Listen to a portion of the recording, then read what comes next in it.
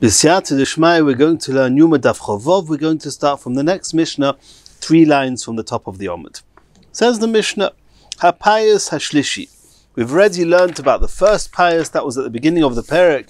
We learned that the first payas was regarding the Trumas Hadeshen on Daf Chof Beis Yoma Daf, and then we had the next Mishnah where we saw on Daf Chof He Yoma Daf, HaPayas HaSheni, was the 13 Kohanim that contributed to the Korban Tomid. And now is the third of the 4 payosos, that the payas hashlishi chadoshim. This would be a hachroza. This would be announced in the azara in the morning, that they would say chadoshim lekteres. Anyone who's never done the kteres before, then bo veifisu. If you want to do the kteres, you can come and join the payas for the kteres. V'ravi, the 4th piyos was Chadoshim im Yeshonim. This was not only people who had never done this before, but anyone can join. That what? Mi male ivorim min hakevesh lemizbeach. We saw in Daf Chof He Yoma Daf, the Mishnah said that mi male ivorim lekevesh. There was that row of kohanim that would take the limbs. There were the 5 people who had the limbs of the korban tomid, and then besides for that there was the intestines, the kirbayim, and the soiles, the chavitin, etc. And that was all to take the parts, the limbs of the korban until the ramp, to the approximately the center of the ramp. And then afterwards, at a little bit later, we'll discuss later on what they did in between, but a little bit later, they would have to take these parts and take them from the ramp onto the top of the Mizbeach and put them onto the Mizbeach to be burnt. So who would take the Mimale Vorim in Akevish la Mizbeach? Who that would be? That was determined by this 4th and last payas. Says the Gemara Tana, Me'olam lo yishana odom bo. As we saw that the 3rd payas was the Kteres. Who could join the lot of the payas? Only Chadoshim, people who had never done it before. And the Gemara says, Me'olam lo yishana odom bo. No Kohen ever did the Kteres twice, once in a lifetime. So asks the Gemara, Ma'itama, why would that be? Why would a single Kohen not be allowed to do it twice? Omer Rav Chanina, mipnei shema'asheres, because since it's a skula, it would make people rich, it would make them wealthy, and therefore we didn't let the same person do it twice. Omar le Rav Papa la Abaya. Rav Papa asked Abaya, my tama, what's the source? From where do we know that doing the Kteres makes that Kohen rich? Is it because you're learning from the Pasuk that we know in Parashas V'zois HaBracha, that to Shevet Levi, which the Kohanim were part of Shevet Levi, they were told, Yosimu Ketera Ba'apecha, referring to the Kteres. And then it says in the Pasuk later, Borich Hashem Cheloi, that Hashem would send extra bracha to them. If that would be the source, that anyone who is Yosimu Ketera Ba'apecha, anyone who does the Kteres will have extra bracha and wealth. If so, for the same token, Oilo Nami, on that same Pasuk that says, Yosimu Ketera Ba'apecha, it says after that, V'cholil al Mizbechecha, a korban that is entirely put onto the Mizbech, referring to the korban oila. Hoksiv v'cholil al Mizbechecha, so maybe anyone who has any part in putting it and doing a korban oila is also going to become rich, as it says Baruch Hashem Cheloi after that. Omalei says the Gemara, Abaya said to Rav Papa, no, ha shchicha. Regarding an oila, it's very common. There were people, oilos being brought all the time by people. V'ha, however, regarding Kteres, lo shchicha, it was something which is not common. You couldn't bring it as a nedava. It was only that twice a day that the Kteres was brought in the Beis Hamikdash. And since it's not shchiach, it's probable and it's logical that when the Pasuk says Baruch Hashem Cheloi, it's referring to the less common of the 2 avodos mentioned, and hence it's referring to the Kteres and not to a regular oila. Continues the Gemara, Omar Rava, Loi mishkachas tzorva merabonon demoiri. You'll only find a Talmud Chacham who's actually going to decide on halachic matters, Elo de'osi mishevet Levi, only if he comes either from Shevet Levi, or mishevet Yisachar, or from the tribe of Yisachar. Levi, where do we see in the Pasuk that Levi was the tribe from which the Talmidei Chachamim would rule the halachas for Klal Yisrael? It says in that same pasuk we mentioned before that Yoiru Mishpatecha leYaakov, they will teach the Mishpatim, the halachas to Yaakov, to Klal Yisrael. V'seiros Chali Yisrael, and the Torah they will teach to Klal Yisrael. And then it says, Yosimu K'teira Ba'apecha V'cholil Al Mizbechecha, as we discussed before.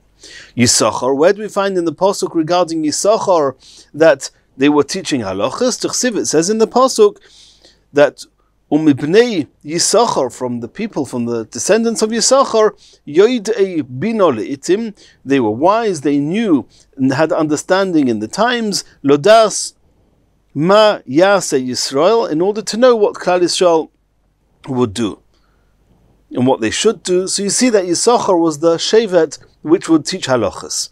Asks the Gemara, Ve'ime Yehuda Nami, maybe the Shevet of Yehuda as well, T'chsiv, as it says in the Pasuk in Tehillim, Yehuda Mechaykaki, that Yehuda was the one that would give the laws. Says the Gemara, no. Asuka Shmaitza Liba de Hilchasa Ka'amina. We're talking not about people who will just be able to teach Torah. We're talking specifically about those that will be able to rule halachas. And to rule halachas, that's unique to the descendants of Levi and the descendants of Yisachar. Continues the Gemara, Omar Rabbi Yochanan, Ein mefaisin al tomid shel beinu harbaim. In our Mishnah we learnt, on Daf Yomi Daf, there was a pious, the second pious was the 13 Kohanim that contributed in doing the Korban Tomid Shel Shachar, the morning one. Now what about all those that would be needed to do the Korban Tomid Shel Beinu Arbaim? Rabbi Yochanan says, Ein mefaisin al Tomid Shel Beinu Arbaim, elo kohen shezocha by Shachris, zocha by Arvis. The same Kohen that merited in doing the avodah of the Korban Tomid in the morning is the one that would merit to do it in the evening as well. Asks the Gemara, Meisvei, did we not learn in the Braisa, Kishem shemefaisin Shachris, kach mefaisin beinu arbaim? In the same way as they did the pious in the morning, so too they would do the pious in the afternoon.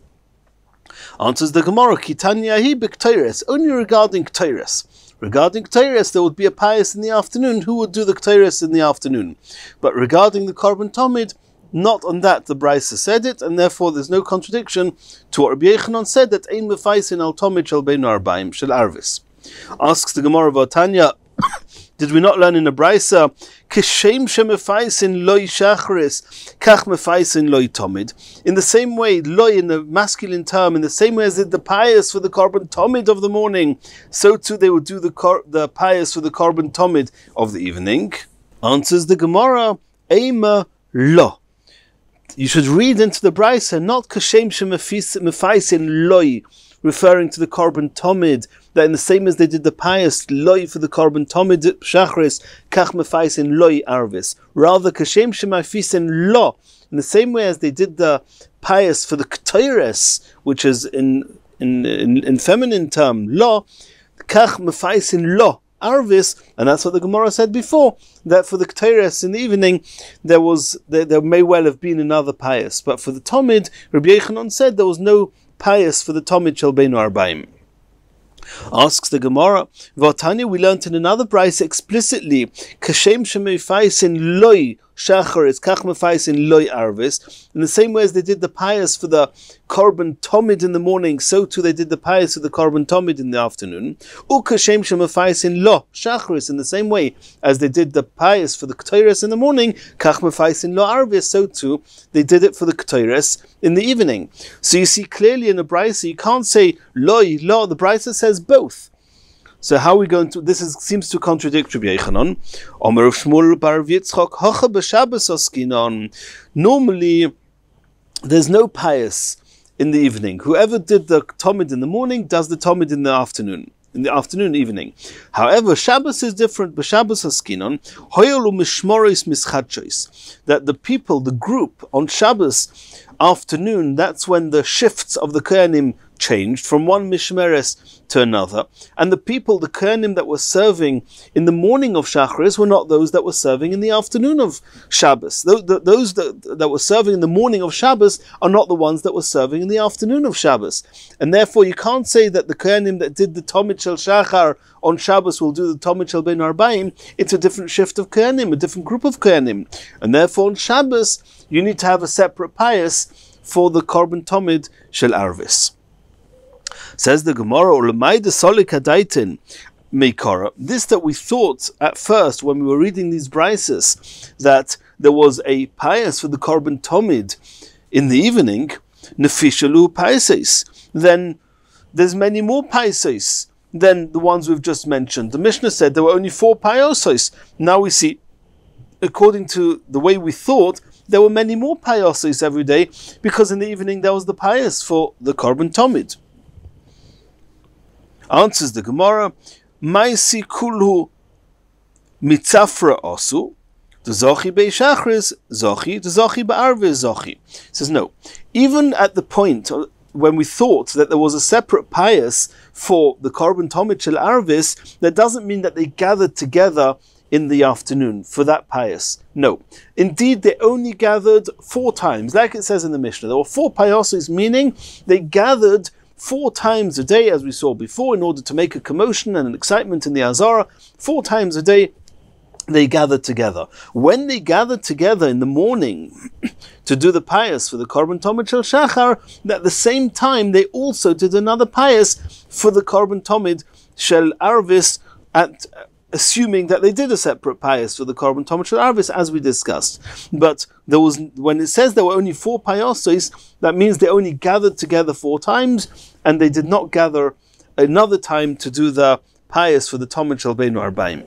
Continues the Gemara. Haravi chadoshim im yeshonim v'chulu. We saw at the end of the Mishnah, the 4th payos of the day was that anyone chadoshim im yeshonim, irrespective of whether a kohen had already done this before or not, they can all join the payos to see who is going to take the limbs from the middle of the ramp up onto the mizbeach.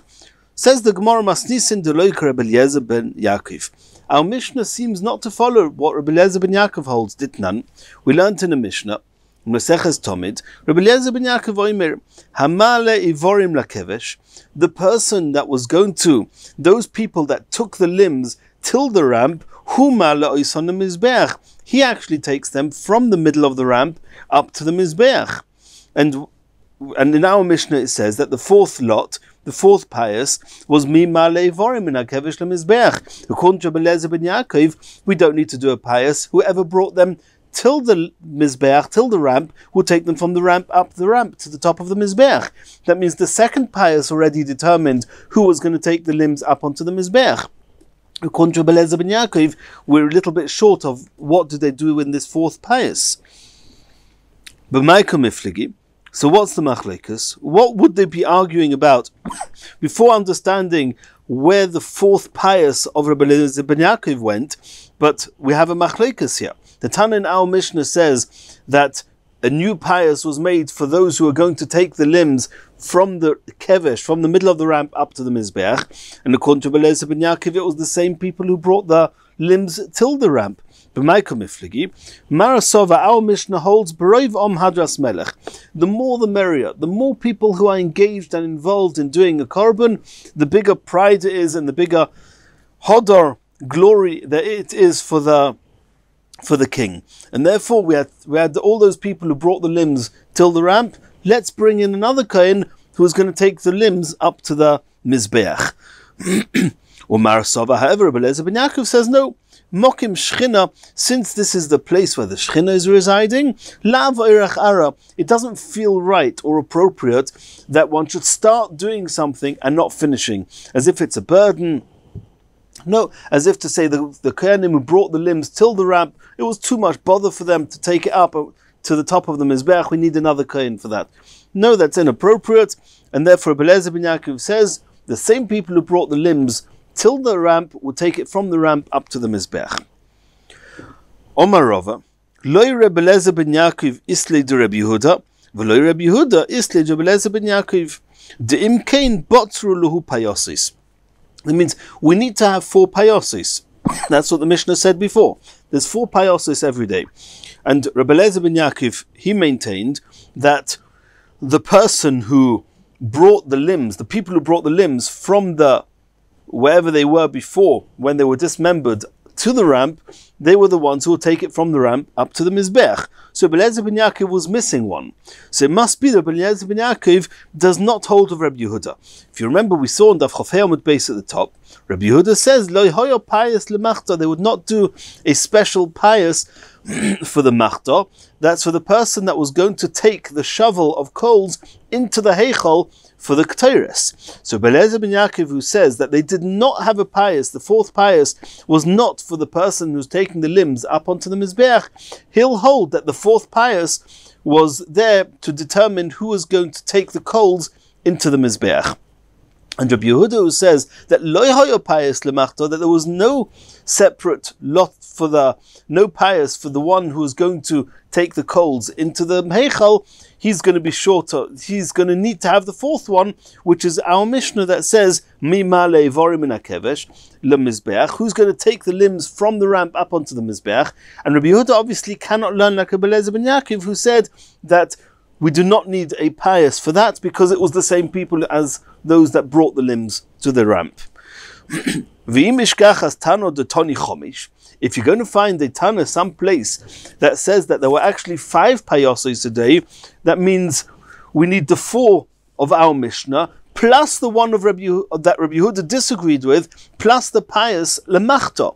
That means not only do we need somebody who's a pious to determine who's taking the limbs from the ramp up onto the Mizbeach, we also need a pious to say who's taking the coals into the Heichal.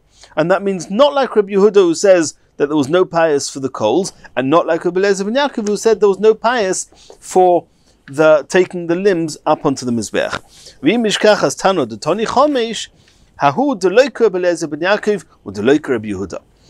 Continues, says the next Mishnah. Tomid, regarding the Korban Tomid, and even though we saw in our Mishnah that the Korban Tomid as a whole, we view it as needing 13 Koyanim, however, from the point of Hoilocha, of taking the Korban Tomid to the ramp, how many people were there? That was only 9. Because the first 4 that we mentioned was Mia Sheichet, Zoyrek, Medashin, Mizbeach, Pnimia, Medashin, Samanera. That's a different cheshbon. But from Mi Male Ivorim Lakevesh, we saw there were 9 Koyanim. So Tomid, a regular Korban Tomid, Korav Batisha, there were 9 Koyanim that would be involved from the point of carrying the Tomid, and not only the Tomid, we saw there was the Korban Tomid, and then there was also the Soiles and the Chavitin and the Yain, that it would take 9 people. Ba'asara, sometimes they needed an extra kohen, an extra one. Ba'achadasar, sometimes another one, 11. B'shnei masar, and sometimes 12. Lo pochis, never less than 9. V'lo yosa, and never more than 12. Says the Mishnah Ketzad, when would we need more than 9?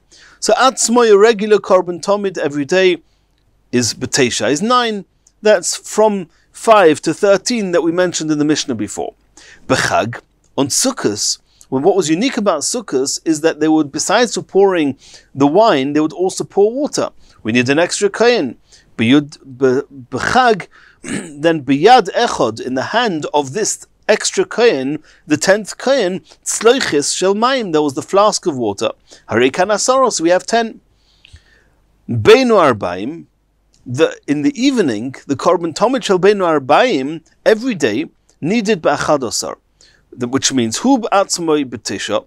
Besides, they needed 9, like in the morning, needed 9 to take all the parts to the ramp. So the Korban Tomid Shel Beinu Arbaim needed the same 9. However, there was an extra 2 that were needed every evening. Ushnayim, another 2 kohanim biyodom, they had in their hands shnei gizrei eitzim, 2 logs of wood, that there was a mitzvah every evening for the kohanim to add to the fire 2 logs of wood. In the morning, there was no mitzvah of having 2 logs of wood brought by 2 kohanim. In the morning, the 2 gizrei eitzim, the 2 logs, were actually brought by a single kohen, and that single kohen was not involved in this pious, as we already saw before in Daf Chof Beis. The person that merited Trumas Hadeshen is actually the one who was Zoicha in the one kohen who would take the Shnei Gizrei Eitzim in the morning. So we didn't need to do that. But in the afternoon, where there was we're going to soon see where we learn it from Sukkim. But in the afternoon, we need 2 kohenim, each holding a log of wood, Gizrei Eitzim.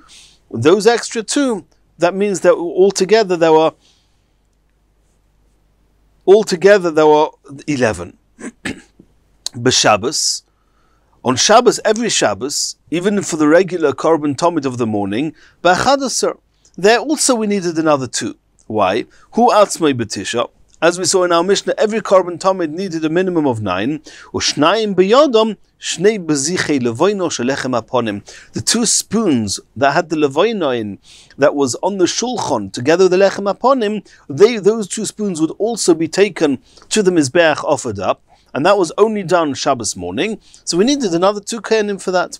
Ub'Shabbos Shabbatoy Chachag, and Shabbos on Sukkos, then besides for the 9 of the korban tomid, and another 2 for the bezichei levoino of the lechem aponim, the 11 of every Shabbos, we need a 12th one. Biyad echot tzloiches shel mayim, like we saw before, that on Yom Tov there was one more that needed to hold the flask of water for the Nisuch HaMayim. So on every weekday on Sukkos, there we said before, B'Chag, there was 10 altogether, because there was no Levoino. It was the 9 of the Tomid plus 1 for the Mayim. If it's also Shabbos and also Sukkos, then you need 2 for the Bazichin and 1 for the Tzleichis Shel Mayim, so you have altogether 12. That's the end of the Mishnah. Says the Gemara, Omar Rabbi Abba, one of these 3 Chachomim, they said as follows: Ein menaschin mayim b'chag. Nisuch hamayim was only ever brought elo b'tomid shel shachar. They only poured the water on Yom Tov in the morning korban tomid, not in the korban tomid shel bein arbaim. Mimai, where would we find the source for that? Midiktoni, since it says in our Mishnah, Uba Shabbos Shabbasoy Chachag, that Shabbos on Yom Tov, Biyad Echot Tzloiches Shel Mayim, that there was that 12th Kohen who was holding the flask of water. V'yisol Kedaitoch, B'tomid Shel Bein Arbaim, Menaschen, if even in the korban Tomid Shel Bein Arbaim, they would also do the Nisuch HaMayim, then B'choil Nami Mishkachas Lo. Then even in a weekday, we can find there's a situation where you're going to have 12 kohanim, because we saw before in our Mishnah that every evening there were Beinu Arbaim, there was 11. There was the 9 of every korban tomid, plus every evening we needed 2 for the Gizrei Eitzim. So if on Sukkot they did Nisuch HaMayim in the evening, we needed another kohen for the Tzloiches Shel Mayim, then every day of Sukkot, even in the weekday, not only on Shabbos, you have 12. And the Mishnah said that when do you have 12? Only when it was when it was Sukkot and Shabbos at the same time, not Sukkot and weekday. So you see from there that in the weekdays they did not bring they did not bring the Nisuch HaMayim in the evening. Omer Rashi. Rashi says, I'll bring you even proof. I'll bring you proof to this. Because they would say to the person doing the Nisuch HaMayim on Sukkot,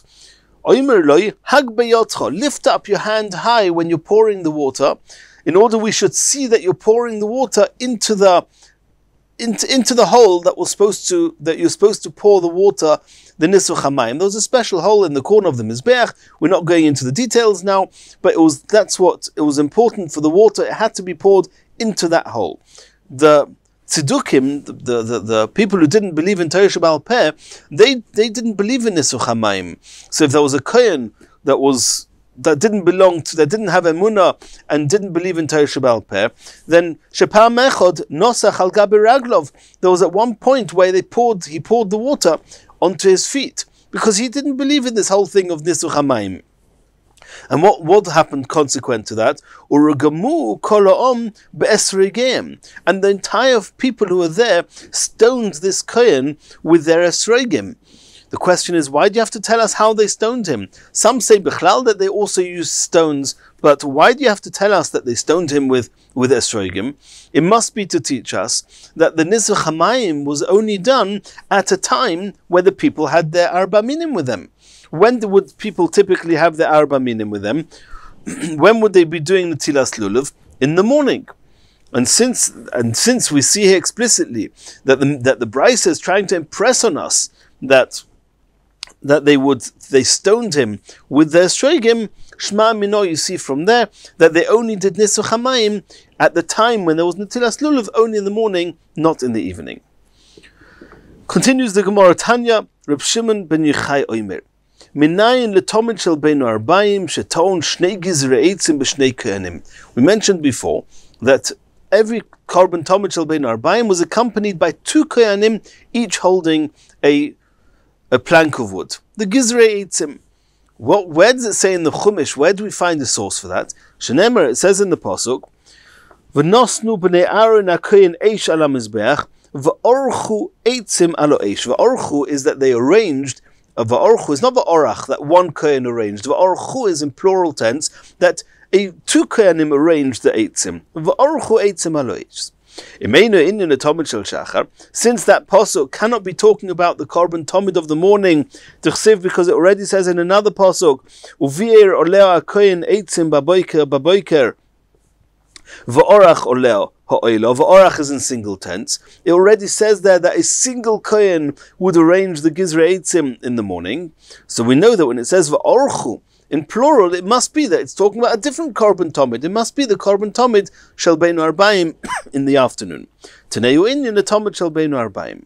Asks the Gemara, ve'ema, and why don't you say that idi ve'idi, both psukim, is betomid shel shachar, and they're both talking about the morning korban tomid. V'omar achmona ovid v'hodar ovid, and the pasuk was telling us first 1 kohen should bring gizrei eitzim, and then 2 kohenim should bring another 2 gizrei eitzim. Maybe we're talking about both in the morning, and you need both have to apply then. Says the Gemara, no. Imkein name makra uvier ubir. In the same way as in pasuk hey it says ubir akohen uvier aleo akohen eitzim. It should say also in pasuk zayin ubir. It doesn't say ubir. It says va'orchu. And if it would say ubir, then we would know that they both have to be in the. It could be that they're both talking about the same korban tomid. Says the Gemara, it can't say ubir. Ikos of rachmon ubir hava min echad in treiloi. If it would say twice ubir, I might have thought that only a single kohen, maybe twice, but we won't find anywhere that 2 kohenim, because ubir is in single tense. And where would I know that when 2 kohenim have to hold the gizrei eitzim, each have to bring one of the logs of wood? Komash malon. So that's why it says, it doesn't say ubir, it says va'orach. And va'orchu, the navid chad, v'navid trei. That there's one set of logs of wood that are brought by a single kohen, another set of gizrei eitzim that are brought by 2 kohenim.